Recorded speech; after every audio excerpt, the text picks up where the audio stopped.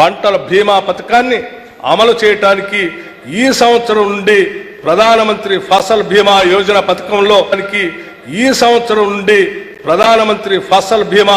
పథకంలో చేరాలని నిర్ణయించాం.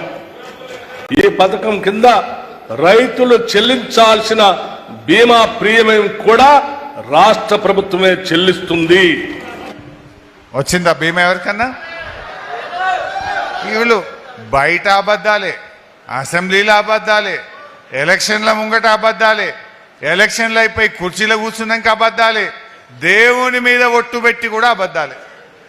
ఇంకా వీళ్ళ నమ్ముడా? ఇంకా ఒక్కటన్నా మాట మీద నిలబడ్డరా వీళ్ళు? నేను నిన్న పోయి అచ్చంపేటలో మాట్లాడి ఉన్నదంతా చెప్పొస్తే జూపల్లి కృష్ణారావు ఒక మంత్రి ఉంటాడు, ఇవాళ పొద్దుగాల హైదరాబాద్లో ప్రెస్ మీట్ పెట్టి నన్ను తిడతా ఉన్నాడట. అది సరే తిడితే కానీ ఆయన ఏమంటాడు ఇవాళ హైదరాబాద్లో మాట్లాడుతూ, మేమిచ్చిన పంటల బోనస్ 3 రైతు బంధులకు సమానము అని మాట్లాడిండు. ఏమన్నా అకలుందా నీకేమన్నా? కొద్దిగానన్నా అకలుందా?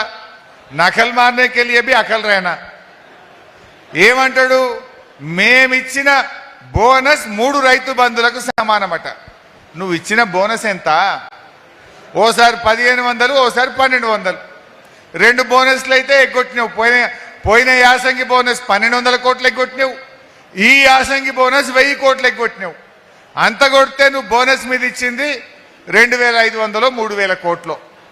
కానీ నువ్వు ఎగ్గొట్టిన రైతు బంధు విలువ 29,350 కోట్లు. మిస్టర్ జూపల్లి తెలుసుకోలేక చర్చ పెడదామా? అసెంబ్లీ పెట్టి వచ్చి మాట్లాడతాం.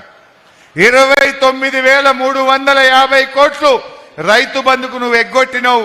నువ్వు బోనస్ ఇచ్చింది అంత కొడితే 3000 కూడా దాటదు. కానీ నువ్వేం మాట్లాడినావు ఇలా హైదరాబాద్లో? మేమిచ్చిన బోనస్ 3 రైతు బంధులకు సమానం అంటే తెలివక మాట్లాడుతున్నావా, తెలిసి మాట్లాడుతున్నావా, చిన్న మెదడేమన్నా చిట్లిపోయిందా? నాకైతే అర్థమైతలేదు.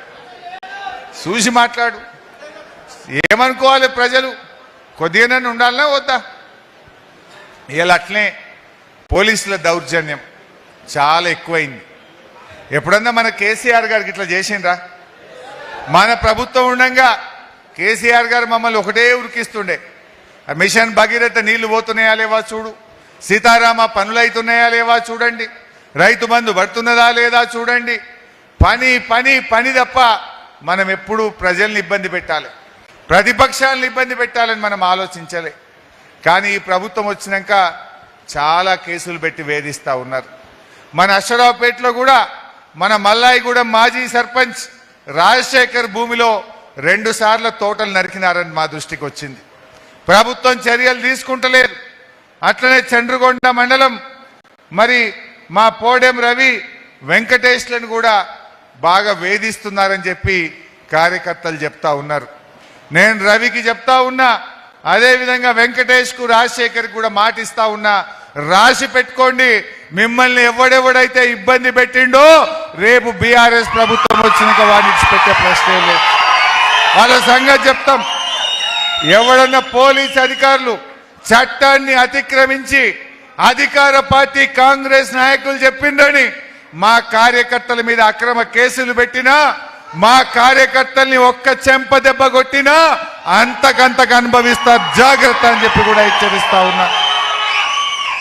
మీరేం భయపడద్దు. పోయినసారి అంటే కొత్త రాష్ట్రం తెలంగాణ కొత్తగా వచ్చిందని ఎంతసేపు పని మీద పడ్డాం. ఈ తాప పని చేస్తాం, మన కార్యకర్తల్ని ఇబ్బంది పెట్టిన వాళ్ళ భర్తం కూడా పడతామని చెప్పి మాట ఇస్తా ఉన్నాం. విడిచిపెట్టేది లేదు. ఇవాళ ఆలోచించాలి.